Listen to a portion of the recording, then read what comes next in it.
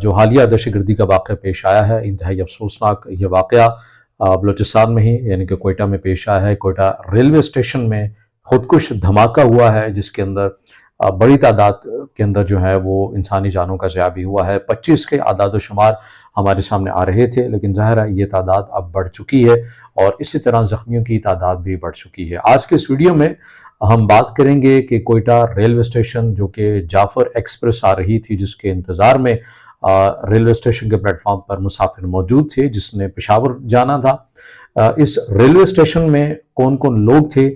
یا کنہیں کالعدم تنظیم کی جانب سے ہٹ کرنا مقصد تھا، اس حوالے سے بات کریں گے۔ اور اس کے ساتھ ساتھ ہم یہ بھی بات کریں گے کہ آیا کیا وجہ ہے کہ بلوچستان کے اندر ہم شدت دیکھ رہے ہیں،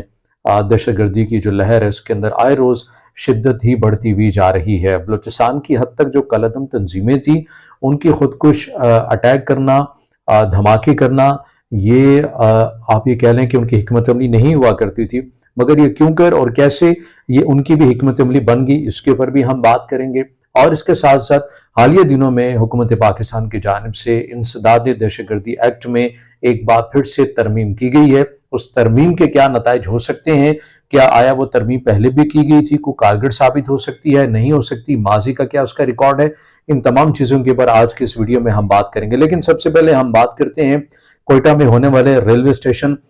جو خودکش دھماکہ ہوا، اس کے ابتدائی طور کے اوپر تحقیقات کی گئی اور اس کے اندر جو چیز سامنے باہر آئی وہ یہی کہ خودکش اٹیک کیا گیا، اور وہ اس لیے بھی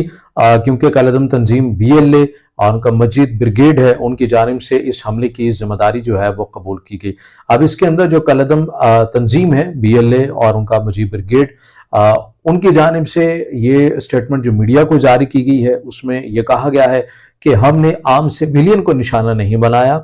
بلکہ ہم نے افواج پاکستان جو سیکیورٹی ادارے ہیں ہم نے انہیں نشانہ بنایا ہے۔ اب ظاہر ہے یہ سوال ذہن میں آتا ہے کہ ریلوے اسٹیشن ایک اس میں فوجی ہو سویلین ہو تفریق کرنا مشکل ہوتا ہے، لیکن سبھی لوگ موجود ہوتے ہیں ریلوے اسٹیشن کے اندر، اور پھر کیسے عام مسافروں کو جو مارا گیا، لیکن BLA کی جانب سے یہ کہا گیا کہ ہم نے اپنے ٹارگٹ کو ہٹ کیا ہے۔ اب BLA کا یہ کہنا ہے کہ ہمارے پاس جو خفیہ معلومات تھی اس کے مطابق بلوچستان سے کچھ جوان جو انفینٹری کی کورسز وغیرہ کر کے پشاور کے لیے جا رہے تھے، اور اسی ریلوے اسٹیشن سے ہی یعنی کوئٹہ ریلوے اسٹیشن ہے، اسی ریلوے اسٹیشن سے فوجیوں کی بھی نقل و حرکت ہوتی ہے، یعنی سیکیورٹی داروں کے جو اہلکار ہیں وہ بھی اسی پلیٹ فارم کو استعمال کرتے ہیں۔ تو ان کے پاس ان کے بقول کہ ہمارے پاس یہ اطلاعات تھیں کہ وہ یونٹ یہاں سے جا رہا ہے پشاور کے لیے، جعفر ایکسپریس سے جائے گا، اور اسی لیے جعفر ایکسپریس کے انتظار میں وہ مسافر سبھی کھڑے تھے، اور جیسے ہی جعفر ایکسپریس آتی ہے اور اسی دوران جو ہے اپنے سامان وغیرہ لوگ کر رہے ہوتے ہیں کہ ہم نے اب جانا ہے، تیاری کر رہے ہوتے ہیں، اور اسی دوران جو ہے یہ بلاسٹ ہو جاتا ہے۔ اب BLA کی جانب سے، مجید بریگیڈ کی جانب سے آیا کہ ہم نے سیکیورٹی داروں کو ٹارگٹ کیا ہے، لیکن ظاہر ہے اس کے اندر چاہے وہ سیکیورٹی دارے والے ہوں چاہے وہ عام سویلین ہوں، ہے تو بے گناہ ہی، اور کسی بھی طور کے اوپر اس عمل کو اس لیے تو ڈیفینڈ نہیں کیا جا سکتا کہ وہ سیکیورٹی داروں کے اوپر اٹیک کیا گیا ہے تو وہ حلال ہو گیا ہے، جبکہ سویلین مارے گئے ہیں تو وہ حرام ہو گیا۔ ایسی ریاست کے اگینسٹ آپ کھڑے ہوں گے تو ہر سطح کے اوپر قابل مذمت ہی ہیں، لیکن بہرحال یہ BLA کی جانب سے اسٹیٹمنٹ جاری کی گئی، ISPR کی جانب سے ابھی تک اس معاملے کو دیکھا جا رہا ہے، واضح طور کے اوپر اسٹیٹمنٹ سامنے نہیں آئی ہے، لیکن تمام سیاسی قیادت نے، عسکری قیادت نے، صوبائی قیادت نے اس کی مذمت بھی کی ہے۔ سرفراز بگٹی جو کہ وزیر اعلیٰ ہیں بلوچستان کے، ان کی جانب سے کہا گیا ہے کہ ہم اعلیٰ سطح کی تحقیقات کریں گے اور ذمہ داران کو کیفر کردار جلد از جلد ہم پہنچائیں گے۔ یہ اس طرح کے اسٹیٹمنٹس ہر بلاسٹ کے بعد آتی ہیں، اس کے اندر کوئی نئی بات ہوتی نہیں ہے، لیکن اب ہم بات کر لیتے ہیں جو ترمیم کی گئی ہے، کیونکہ یہ معاملہ اسی سے جڑا ہوا ہے تو ہم بات کر لیتے ہیں۔ انسداد دہشت گردی ایکٹ کے اندر حالیہ دنوں کے اندر حکومت پاکستان کی جانب سے ترمیم کی گئی ہے۔ اب یہ ترمیم کیا ہے؟ اس کے اندر یہ ہے کہ سیکیورٹی ادارے افواج پاکستان کے پاس یہ اختیار آ جائے گا کہ اگر کسی بھی شخص کے اندر کوئی دہشت گردی سے متعلق جو ہے وہ ملوث پایا گیا ہے تو اس کو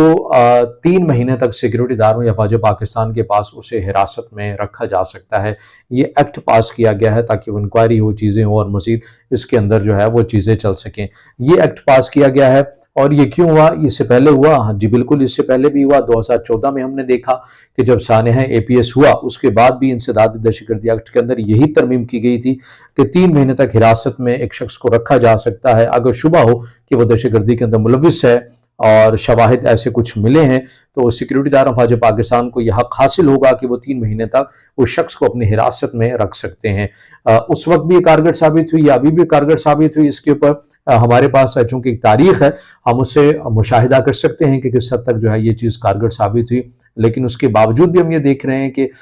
بالخصوص خیبر پختونخوا کے اندر، بلوچستان کے اندر دہشت گردی کے جو واقعات ہیں جن کے اندر بڑی تیزی کے ساتھ شدت آئی ہے، اس کی ایک بڑی وجہ افغانستان کے اندر افغان طالبان کا آ جانا ہے، جو کہ پہلے ریاست پاکستان کا موقف کچھ الگ تھا کہ کم از کم افغان طالبان آئیں گے تو معاملات کو سلجھتے ہوئے ہمیں نظر آئیں گے، لیکن مزید الجھ گئے اور ان کے اندر شدت آ گئی۔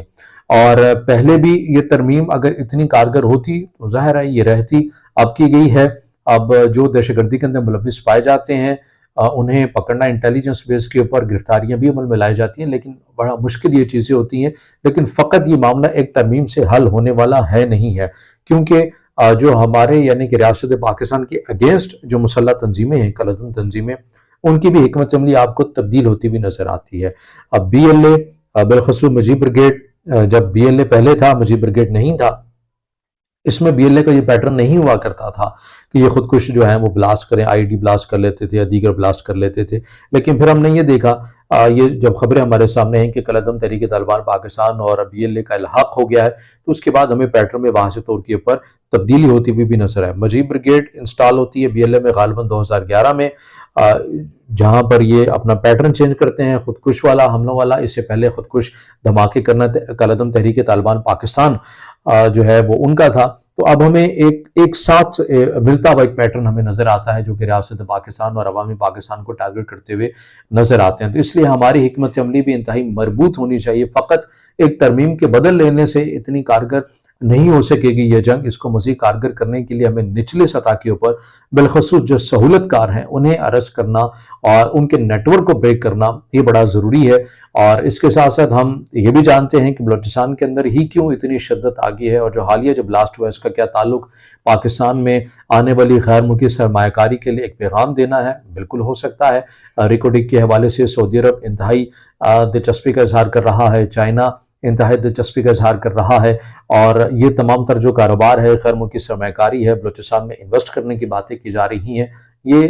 تب کارگر ثابت ہوں گی نا جب اس صوبے کے اندر، اس ملک کے اندر امن و امان جو ہے اس کی فضا برقرار ہو سکے گی۔ مگر جب اس طرح کے عوامی سطح کے اوپر